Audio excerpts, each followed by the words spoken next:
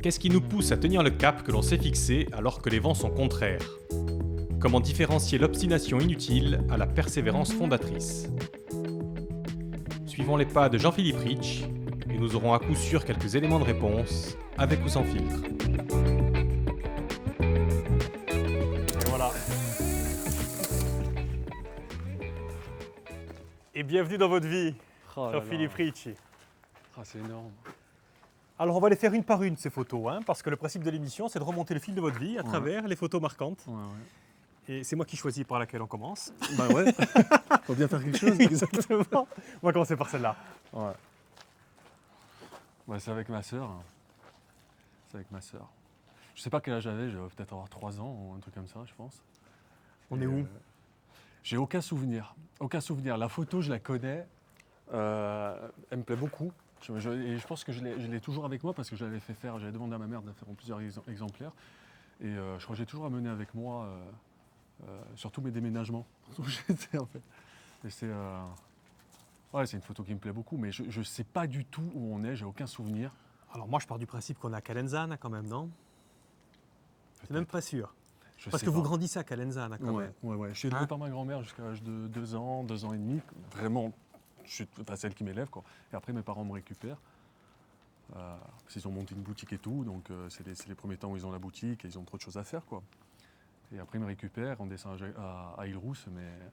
Mais après, je suis constamment avec ma grand-mère. Après, je reviens tous les week-ends. Et puis, toutes les vacances, je suis avec elle, quoi. Là, justement, c'est un repas de famille. Ouais. À Calenzane, dans le petit Là, salon. on est à Calenzane. Dans le petit salon, ouais. On vous voit, vous. Ouais. On voit votre père, Ouais, Antoine. ouais, c'est ça. Et il y a une de vos grand-mères Ouais, dont vous avez parlé justement qui va vous élever. Elle est très importante, cette grand-mère. ouais. C'est Virginie. Pourquoi elle est importante, Virginie? Parce que je pense qu'on avait tous les deux, on avait un rapport fusionnel, je crois. Il y avait ma sœur, il y avait mon cousin Olivier, le fils d'Antonin. Et puis, mais je sais pas, j'étais le petit dernier, donc je pensais, je sais pas, il y avait un rapport je me sentais vraiment en sécurité avec elle. Et puis elle me passait tout, quoi. Parce que vous l'avez dit, vos parents, votre père était dans les cercles de jeu à Dans les Paris. cercles de jeu, ouais. Il est revenu Alors mon avec... père, il avait une éducation très très dure. Très très dure. Maintenant, il n'est plus comme ça. Mais à l'époque, ouais, c'était assez dur. Et je pense qu'avec ma grand-mère, il y avait des choses qui passaient. Et puis elle s'occupait de moi. Comme une vraie grand-mère, quoi, on va dire. Oui, parce que vos parents, vous l'avez dit, ils ont pris une boutique et ils s'occupaient beaucoup de la boutique quand Ouais. ils sont rentrés en Corse. Donc ils vous laissaient vraiment avec votre grand-mère. Ouais, c'est ça. Parce que mes parents se sont rencontrés à Paris et mon père avait eu des problèmes de santé et on lui avait préconisé de rentrer en Corse, en fait, parce que le boulot qu'il avait à Paris lui demandait trop. Et c'est là qu'ils ont déménagé. C'est où je suis né, parce que ma sœur est née à Paris. Il n'a pas eu presque. J'ai eu de la chance, moi, je suis né à Ajaccio. Et puis voilà, c'est pour ça qu'après ils ont décidé de prendre une boutique sur Île-Rousse et puis de se lancer dans le prêt-à-porter. Ouais. Voilà. On va aller à côté. Là. 4e. Ouais. Collège d'Île-Rousse. Collège d'Île-Rousse. Jean-Philippe, l'école, là vous êtes... oui, vous n'avez pas trop mal, mais c'est pas finalement Je un déteste. endroit... Ouais. Voilà. Mais c'était pas du tout, le système scolaire, c'était pas du tout adapté pour moi. Qu'est-ce qui vous plaisait pas? Je sais pas, il y avait des matières, pour moi c'était incompréhensible qu'on m'enseigne des choses qui, dans le fond, je savais pertinemment que ça allait pas me servir, en fait, je crois, un truc comme ça. Donc j'étais totalement, très tôt, j'allais sûrement vers le français, voilà, un peu les langues et tout ça, mais alors les mathématiques et tout ça, j'ai tout fait pour fuir, quoi. Et puis j'étais pas bon d'ailleurs, j'étais pas bon parce que aucune écoute. Mais vous étiez un petit garçon, j'allais vous dire comme les autres à l'époque ou pas? Pourquoi je vous pose cette question? Parce que je vous vois réfléchir. Parce qu'on va venir sur cette photo là. Oh là là, non, c'est pas possible, non. Parce que vous avez dit que... Ça représente quoi ça? C'est chaud, quoi. Ça représente Ça, quoi? c'était un style que je m'étais choisi à 14-15 ans, quoi. Voilà, comme beaucoup des rêves, je pense qu'il y a pas mal de... C'est un peu l'âge bête, quoi, à 14 ans. Donc, non, mais c'était la musique que j'écoutais. Alors, avant la musique, justement, vous retourniez aussi sur Paris. Et quand vous retourniez sur Paris, vous alliez au Puce vous habiller. Ouais, on allait Et au est-ce Puce que ce parce style... que... Allez-y. On allait au Puce parce que mes parents, c'était une famille modeste et on n'avait pas trop les moyens de m'acheter des habits qui étaient chers à l'époque. Certaines marques qui étaient très chères, quoi. Donc du coup j'ai changé complètement de style et j'allais me fringuer où où j'étais sûr que Kairos, enfin, je veux dire, j'allais pas retrouver les mêmes fringues, quoi. Donc, du coup, c'était des t-shirts de hard, c'était des jeans, des foulards, voilà, des mitaines, j'avais des grosses pumps, j'avais des élastis, j'avais des jeans élastis, quoi. C'était des trucs qui étaient on appelait ça des moules-couilles, quoi. C'était des... et puis voilà, et puis j'écoutais, et puis à l'époque c'était le top 50 qui primait au collège et tout ça, et puis moi j'écoutais, ça à l'époque c'était au collège et tout, on me disait que j'écoutais de la musique de fou, quoi. Et au-delà d'écouter de la musique de fou, vous en faites aussi de la musique. Ouais, on en fait. Hein, On était une bande d'irréductibles en fait. Une bande de combien? Et on était plusieurs quand même, parce que ça c'était, alors je me souviens plus trop des prénoms, parce que ça c'était un groupe qui était plus jeune que nous. On était avec Philippe Soutsogne, on était avec Michael Ross et tout, c'était à peu près le même âge. Et eux, par contre, c'était à un moment donné, on avait fait un petit bœuf où je chantais avec eux, et était un peu plus jeune. Lui, je crois qu'il s'appelait Samir, voilà, il me semblait.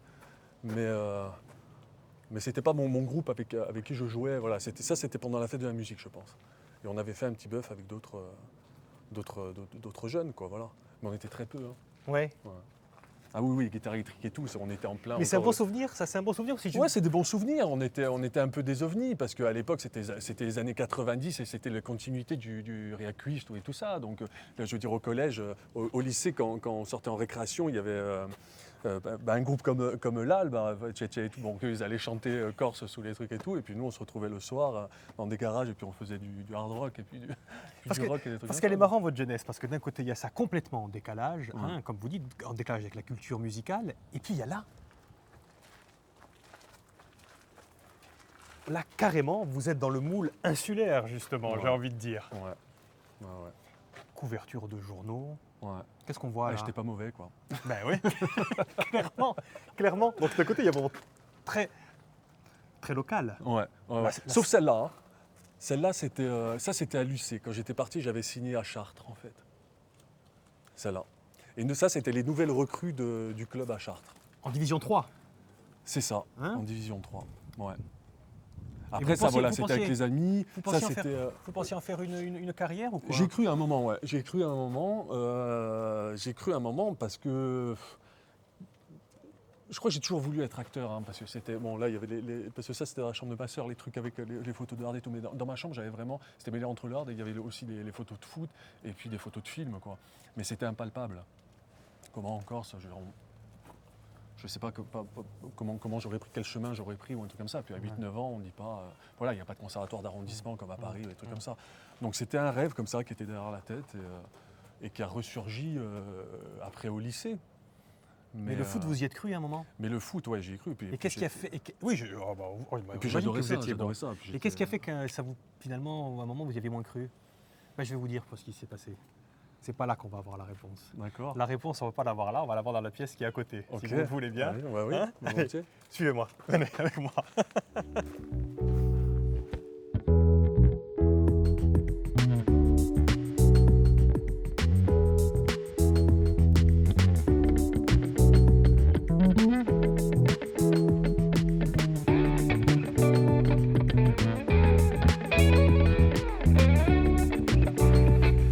Jean-Philippe, installez-vous et laissez-vous guider. Allez. Et oui, vous êtes encore au foot, vous êtes encore au lycée, et puis un jour débarque Antonella Negroni, Ouais. et peu de temps après, on vous retrouve là. Ouais. Ça, c'était. Je crois que c'est un peu la première expérience théâtrale, quoi, sur scène. C'est une vraie révélation là en fait. Parce qu'il se passe quelque chose. Et parce qu'il se passe aussi peut-être quelque chose qui vous manquait peut-être, c'est qu'il y a un adulte qui vient et qui dit « Mais tu es bon là, tu es bon Jean-Philippe. » Ouais, tu es bon, tu prends ton pied, ça te plaît, tu as une énergie géniale et tout ça. Et tu sais que c'est possible de faire des conservatoires si tu veux aller plus loin, si tu veux. Enfin, c'est là que ça a commencé vraiment à germer en fait. C'était un rêve qui était derrière, je pense, dans la tête du petit garçon, mais c'est là que c'est devenu vraiment possible en fait. Ça a commencé à prendre forme. Tant et si bien que vous avez votre bac quand même si vous n'allez pas à l'école, vous avez ce bac. Oui, c'était important pour ma mère, hein, plus que pour moi, je pense. Et puis vous partez à Aix pour préparer le conservatoire de Marseille. Et vous vous retrouvez donc ici. Parce que c'est là effectivement. Ouais. C'est là qu'on fait vraiment la première pièce de théâtre qui tourne sur Paris, qu'on a joué au Théâtre des Amandiers. Et puis j'ai rencontré surtout Christian Benedetti, quoi. Important, qui était- cette rencontre, Christian Benedetti. Ouais. Est-ce qu'on peut parler un petit peu quand même, Jean-Philippe, pas de père de substitution, mais quand même, cet homme-là, il va vous prendre en main, et il va vous polir quand même quelque part. Oui, c'est devenu un mentor, quoi. Et puis c'était comme ça que j'envisageais vraiment. Il n'avait pas du tout une façon d'apprendre qui était classique, quoi. Et c'est lui aussi qui amène aussi cette espèce de découpage et puis de rentrer dans la psychologie d'un personnage, ou du moins comme je l'entendais, comme je le sentais. Enfin, je suis très instinctif. On a tous donc là, je sais pas. C'était vraiment une rencontre. Il vous apprend à jouer, il vous apprend à Ouais. être vous-même, il vous apprend quoi? Il m'apprend tout ça à la fois, ouais. Et puis d'aimer ce métier, je crois. Parce que c'était pas pris par-dessus la jambe, donc. Parce que c'est bon, à ce moment-là, vous vous dites, ça y est, ça sera mon métier, c'est ce que j'aime, c'est ce que je J'avais vais très faire. envie, ouais. Du coup, vous montez sur Paris On monte sur pour Paris. tenter le conservatoire de Paris. Ouais, que je passe le premier tour, je passe même pas le premier tour, je fais qu'une fois. Et ça se passe pas très bien. Et puis le choix du texte était très très dur. J'avais 20 ans ou un truc comme ça, ou 21. J'avais pris au reste. Je me tuais à vouloir faire ce texte qui était. Je pense que j'étais pas assez mature pour ça, mais bon, le mec il est buté quoi. Et vous échouez. Et vous Oui, échouez. ouais. Et puis vous tombez amoureux d'une fille, Ouais, vous allez à Gap, ouais. et puis à Gap, il y a encore moins de choses à faire qu'à Paris. Et du coup, j'ai mis cette photo. Et la boxe. Et ça a été un peu une révélation aussi. Et ça, c'est Moïse. C'est un mec que j'ai rencontré qui fait toujours du free fight. Parce qu'il fallait que je trouve un exutoire, mine de rien, d'avoir un peu laissé tomber la comédie. Mais je pense que j'avais besoin de me nourrir aussi d'autres choses pour revenir un peu plus fort même. Ouais. Ouais. Comme dans tout ce que vous entreprenez, vous y allez à fond, chez à fond, à tel point qu'en 2005, vous faites un combat de free fight sur le ring. De kick, ouais. De kick, pardon. Oui, on n'a pas le droit de free fight. Ouais, je voulais essayer. Et puis c'est des mini-défis. Vous nourrissez de quoi quand vous dites j'avais besoin de me nourrir? On se nourrit de quoi quand on fait du sport de combat? D'émotions. D'émotions très, très fortes. Et puis le combat, c'est une cerise sur le gâteau. La plus belle chose, c'est les 2 mois avant et les 3 mois avant de la préparation du combat avec cette famille qui se forme, avec les sparring et tout ça, et qui sont là pour vous préparer au mieux, l'entraîneur et tout, pour arriver le jour J et que ça soit la guerre, quoi. Ça, c'est Taïl Rousse. Hein. Ouais. Et Dil Rousse, vous décidez de remonter sur Paris. Ouais. Vous êtes hébergé par une copine à vous qui s'appelle Souad. C'est ça. Et qui vous dit, tiens, j'ai peut-être un petit boulot pour toi. Ah ouais, le CNAC. On a fait ça pendant 3 ans. Ça, c'était une grosse aventure aussi. On habitait dans les caravanes, on était vraiment des parfaits gitans. Et on accueillait les gens, on accueillait les associations, que ce soit d'autistes, d'érémistes, les écoles. Et à partir de 18h, toutes ces associations comme ça qu'on peut avoir dans une ville, à partir de 18h, on faisait porte ouverte. Donc là, il y avait toute la cité qui pouvait venir, de tout âge, quoi. On accueillait les mamans et tout ça. Et puis c'était surtout se servir des jouets, des jeux du cirque pour montrer que tout était possible sur la piste aux étoiles, quoi. Et puis j'ai mis cette photo derrière. Ouais, c'est chaud. C'est chaud, quoi.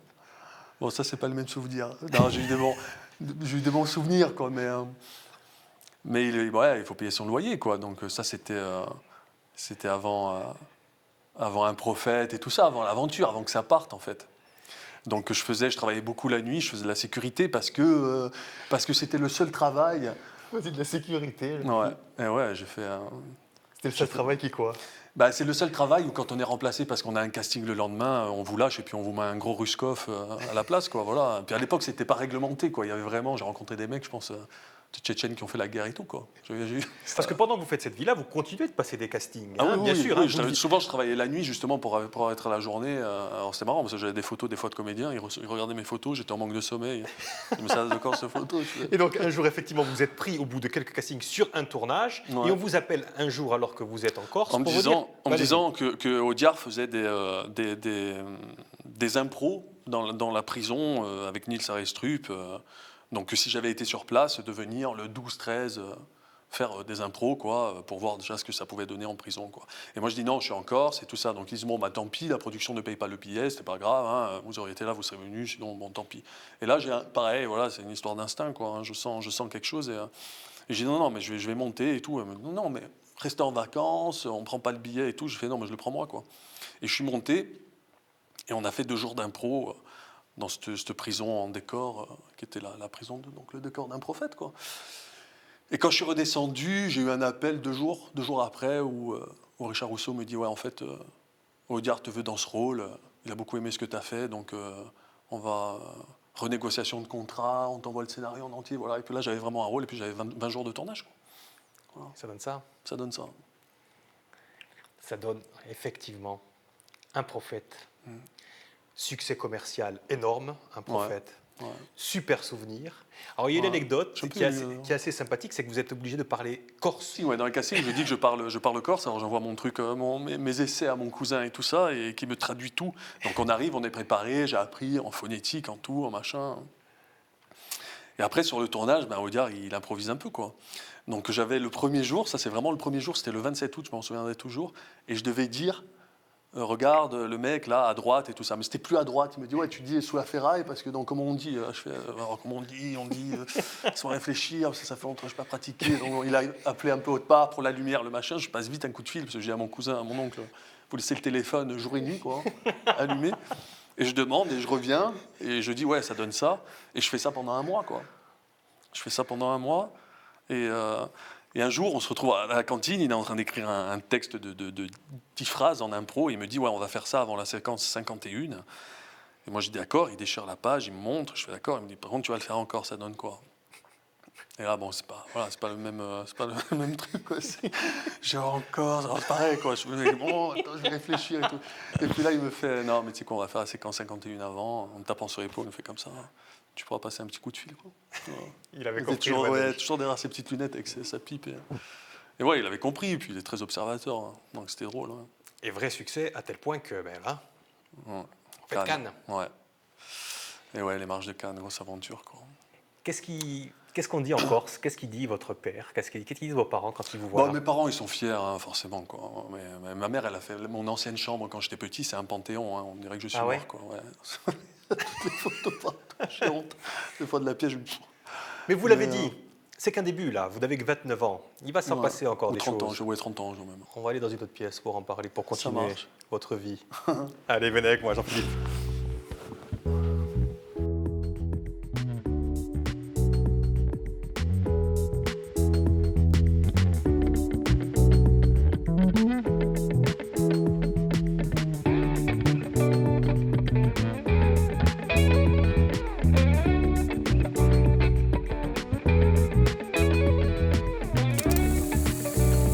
Dernière pièce de notre périple, Jean-Philippe. Mais pas la moindre. Derrière chaque écran, il y a des images. Ouais. Et vous allez me commenter les images, bien sûr. Ah, Alors ouais. là, c'est pas une photo, on écoute religieusement. Et religieusement, c'est le cas de le dire.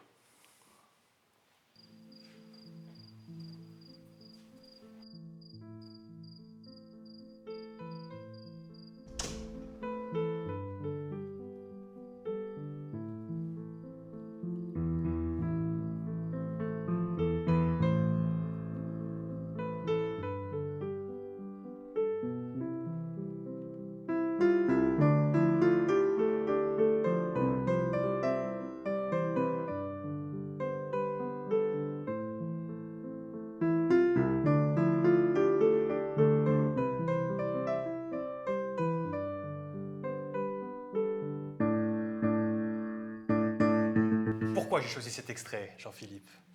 Parce que, selon moi, il résume un petit peu ce que vous êtes. C'était que, là, c'est un film, le dernier film de Rinatu Frassati. Le chef-d'œuvre. Non, c'est un super... Ouais. C'est on dit moyen métrage, d'ailleurs, on peut... Oui, c'est un moyen métrage, ouais. Et c'est vous qui jouez du piano. Ouais.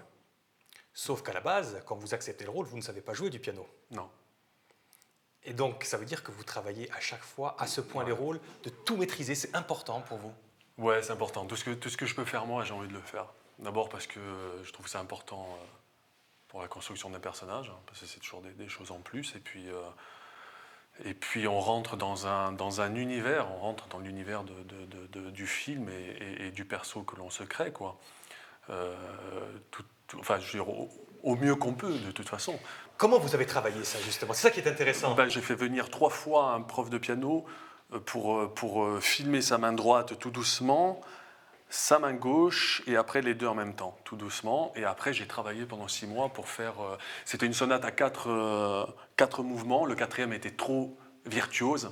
Donc c'est Et là, le vous avez quatrième une où doublure. là j'avais une doublure, j'étais obligé. Mais sinon, pendant sinon, pendant 6-7 6 heures mois. par jour, vous recopiez exactement. Au début c'était 8 C'est heures, après incroyable. quand j'ai commencé à voir les trucs et tout, c'est devenu d'entraînement de 2 heures par jour, quoi. Mais au départ, oui, c'était très très très compliqué, hein. D'ailleurs, je me suis dit que j'allais continuer le piano, mais en fait, je Et suis d'autres descendu choses à la qui cave. arrivent. On va voir ce qui arrive justement. Mais ce qui est intéressant sur ce genre de rôle, c'est que bon, non seulement vous faites des films, vous apprenez le piano, mais on fait des rencontres aussi sur ce genre de tournage. Ouais, ça j'ai beaucoup aimé Julien. Cadra, Ouais. vrai succès sur M6. Ouais. Et là, pour le coup, on a découvert un nouveau Jean-Philippe Rich. Parce que jusqu'à présent, vous avez des rôles assez sérieux, assez ternes. Et là, pourquoi on vous a pris sur celui-ci? Que vous avez réussi un super casting? Non, pas du tout. C'est des rencontres. C'est quand j'avais tourné dans Hard. Il y avait 6 épisodes qui étaient réalisés par Mélissa Drijard, les 6 premiers, et les 6 derniers étaient réalisés par Laurent Dussault, où je faisais le cousin de François Vangetelli, quoi. Et à un moment donné, on avait terminé le tournage, et il manquait une compréhension, et on avait fait un retake. C'est-à-dire que quand le montage est fait, s'il manque un petit truc, on garde quand même les cheveux longs, ou enfin comme on est, quoi, on va dire, pour, si jamais, dans le mois qui suit, rattraper, quoi. Et là, donc, on devait faire un petit rattrapage de séquences qui a été inventé dans l'épisode 1 avec François. Et c'était Mélissa Drijard qui faisait les 6 premiers, et c'est là que je l'ai rencontrée. C'est pendant cette scène, parce que je me suis demandé pourquoi elle m'avait proposé pour ce rôle-là, c'est pendant cette scène qu'elle avait dit « Je t'ai trouvé génial, tu avais le sourire comme ça, le personnage, tu étais drôle ». Donc quand elle a écrit en fait Quadra, elle m'a dit « Je l'ai écrit en pensant à toi ». Voilà. Et c'est parti. Ah, c'est génial, ouais. C'était la saison 1. Il y aura une saison 2 ou pas? Ouais, c'est prévu Quand là pour cet été. Oui, sûr. Oui, logiquement. Bon, Vous avez après, encore je sais rien pas, lu? Vous avez encore rien lu? Non. Bon, Non, c'est mais ça la va télé. très vite, hein, parce que moi j'avais lu jusqu'en septembre, alors qu'on tournait en octobre. Hein. Il y a toujours les scénarios, il y a toujours plein de versions. Bon, ok. Ça, c'est la télé. Venez, on va aller là. Parce qu'il y a ça aussi. Marie Tudor, avec Cristiana Reali. Ouais, Succès, ouais, sympa. ouais, très bien. Vous étiez bon, paraît-il, j'ai pas vu la scène. Bah, il paraît. Non, mais alors, après je mets cette photo-là. Depuis, on vous voit plus sur les planches, Jean-Philippe. Et oui, bah ça c'était une création, c'est une photo que je crois que c'est Marie-Pierre qui l'a prise avec, c'était avec Orlande où je faisais juste après Béatrice en fait, j'avais perdu du poids et tout, et je faisais Ulysse. C'était un opéra contemporain quoi, avec du jeu et puis il y a Villette qui chantait. Mais c'est quand même relativement rare de vous voir sur les planches. Bah oui, mais parce que le théâtre bloque, quoi. C'est très compliqué. Par exemple, j'avais un projet, pour prendre l'exemple de Quadra, j'avais un projet théâtral en même temps. Mais les prods, elles n'ont pas envie de se signer des contrats entre elles parce qu'après, à 19h, il faut être obligatoirement au théâtre. Sinon, la prod de la télé ou de. Voilà, c'est des problèmes qui se posent. Et quand ils ont un premier rôle, ils aiment bien l'avoir de toute la totalité s'il y a des heures sup et un truc comme ça. Donc, et si on tourne par exemple en dehors de Paris, on ne peut pas être le soir à jouer à Paris, quoi. Donc c'est très compliqué d'allier les deux. Donc c'est pas un choix, hein, c'est juste... Non, c'est pas un choix, j'aime les deux, hein, c'est pas du tout un choix, c'est les circonstances qu'on va dire. C'est les circonstances qui font qu'on me voit moins sur scène. Eh bien on va parler des circonstances, hein, si vous le voulez bien, avec le dernier écran. Quand vous aviez 18 ans, les circonstances ont fait que vous étiez comme ça. Ouais. Et ouais, j'y croyais, hein. J'y croyais dur. Ouais. Rebelle à mort. Ouais, j'étais rebelle à mort. Ouais. Rebelle à mort. Ça, c'est une photo que ma sœur a prise dans son premier studio à Paris, parce qu'on montait voir des concerts à Bercy. Et quand vous avez 18 ans, là, 17-18 ans, est-ce que vous imaginiez ça? Bah non, forcément. Hein. Non. C'est dur de se projeter, quoi. Et non, non. Est-ce que c'était votre rêve? Est-ce que c'était votre rêve d'être comme ça? Non, je pense que j'y pensais même pas, quoi. Je pense que j'y pensais même pas. Et puis je pense que la photo, la dernière photo là, que vous m'avez montrée, c'était pas encore clair dans ma tête, quoi. Mais c'est dur d'en parler, ouais, je sais pas. Mais peut-être que c'était un rêve qui était peut-être derrière, ouais. Mais Et là, vous savez ce que vous voulez là, hein? ouais, là je sais, moi, dur comme fer. C'est quoi? Mais c'est continuer ce que je fais. Et puis, ouais, ça me rend Ah heureux, oui? moi. Donc je suis, Ah oui? Ouais. Ah Carrément. oui, c'est un peu. Oui, je pense que là j'ai 40 ans. Il n'y a plus personne qui me détourne de ce chemin. Hein. Je pense que justement, on parlait de se nourrir. Je crois que maintenant, je me nourris avec ce métier-là. Je n'ai plus besoin de. Vous avez l'air un peu content de vous là sur cette photo. Vous êtes assez fier de ce que vous êtes devenu ou pas? Ça, c'est la direction du photographe. Non. Je suis content. Je ne vais pas dire fier, mais je suis content. Ouais, je suis content. Et c'est le début. Ce n'est que le début finalement. Bah, j'espère. Hein, ce n'est que le début. Le futur nous le dira. Eh bien, le futur, on vous réinvitera peut-être dans la deuxième partie de votre carrière. On refera un autre selfie. Pour l'instant, on va faire le selfie de la fin de l'émission. Épisode 1, il est fini. On vous suivra dans l'épisode 2 d'ailleurs, de Canra. On fait le selfie? Je sais que vous êtes un amateur de l'émission, donc vous savez, ce qu'il vous reste à faire, c'est sourire. Pas comme ça, Non, sourire. Moins fier. Voilà. Merci beaucoup. infiniment, Jean-Philippe. Merci de m'avoir reçu. À bientôt. À bientôt. En Balagne, à Ajaccio, avec Marie-Pierre. Voilà. C'est vous qui choisirez. Ouais, ça marche. Au revoir. Ciao. Au revoir.